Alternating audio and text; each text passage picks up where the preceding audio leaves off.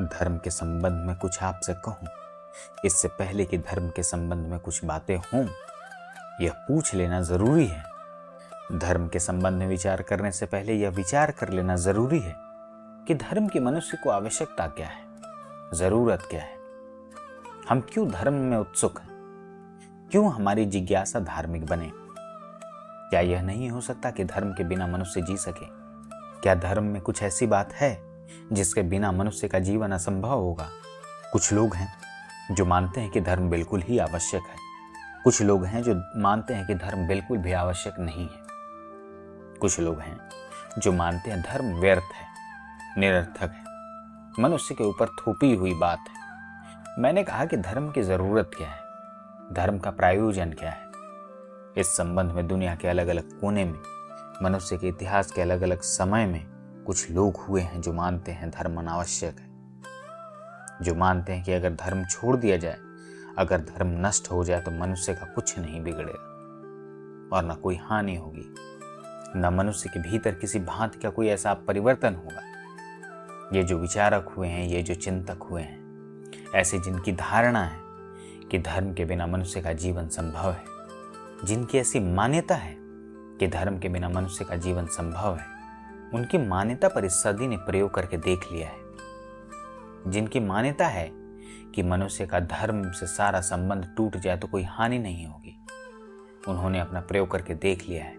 उनके प्रयोग का यह परिणाम हुआ, उनके विचारों का, उनके दर्शन का, उनकी धारणाओं का यह परिणाम हुआ कि मनुष्य जितना दुखी आज है उतना दुखी कभी नहीं था।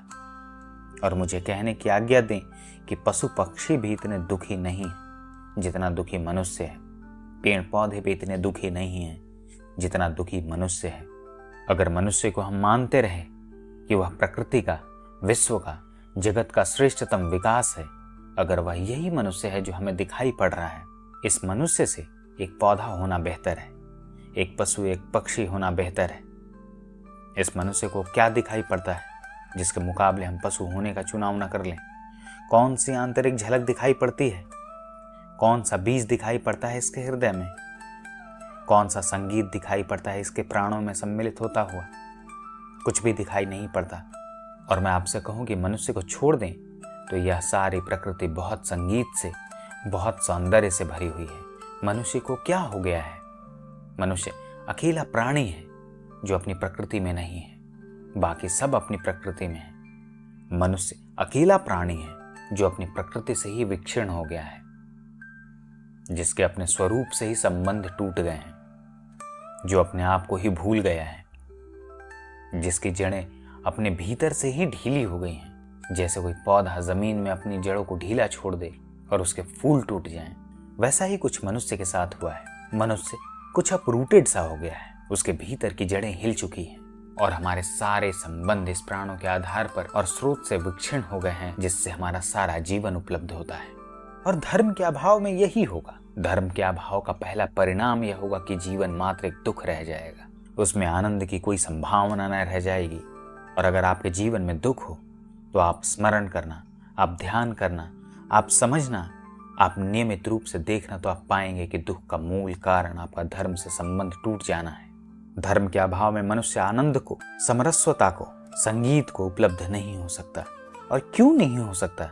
इसलिए नहीं हो सकता कि धर्म का कोई संबंध परमात्मा और आत्मा से सीधा नहीं है। धर्म तो वस्तुतः मनुष्य के भीतर संगीत उत्पन्न करने की कला सी है। जो लोग धर्म को निषेध के रूप में सोचते हों कि यह छोड़ना अधर्म है, यह छोड़ना धर्म है, वह गलती में है। धर्म तो किसी पॉजिटिव, किसी विधायक संगीत को उपलब्ध करने की विधि और व्यवस्था है। धर्म का मूल संबंध दुख के निरोध और आनंद की उपलब्धि से। धर्म का मूल संबंध आस्तिक और नास्तिकता से नहीं है। आप ईश्वर को माने कोई हर्ज नहीं, आप ईश्वर को न माने कोई हर्ज नहीं, आप आत्मा को माने कोई हर्ज नहीं, आप शास्त्रों को न माने उसमें कोई हर्ज नहीं। लेकिन अगर आपने धर्म को न माना तो आप नष्ट हो जाएंगे। आप कहेंगे कि मैं ये क्या कर रहा हूं? अगर हम ईश्वर को न माने, आत्मा को न माने, सिद्धांतों को न माने, तो धर्म को मानने का क्या मतलब होगा? धर्म को मानने का यह मतलब है कि मुझे तो दुख प्रतीत हो रहा है जीवन में, उस दुख के ऊपर उठने की आशा करता हूं। यह धर्म का मतलब है। मुझे जो दुख और संताप और चिंताएं पकड़े हुए हैं, मैं उनमें रहने को राजी नहीं हूं। मैं उनका अतिक्रमण करना चाहता हूं, उनके पार उठना चाहता हूं। मुझे जो अंधकार घेरे हुए हैं अभी, मैं उस अंधकार से हारने को राजी नहीं हूं। मैं अंधकार के ऊपर उठ जाना चाहता हूं। जिस मनुष्य के भीतर यह आकांक्षा हो, इतनी भर आकांक्षा जिसके भीतर हो कि मैं अंधकार के ऊपर प्रकाश को पाना चाहता हूं, मैं मृत्यु के ऊपर किसी अमृत को पाना चाहता हूं, मैं दुख के ऊपर किसी आनंद को पाना चाहता हूं, मैं इन सीमाओं के ऊपर कुछ मुक्तता को, स्वतंत्रता को पाना चाहता हूं।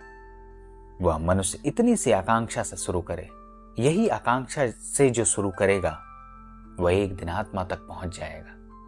अगर आपको विचार पसंद आ रहे हो तो चैनल को सब्सक्राइब जरूर करें। धन्यवाद।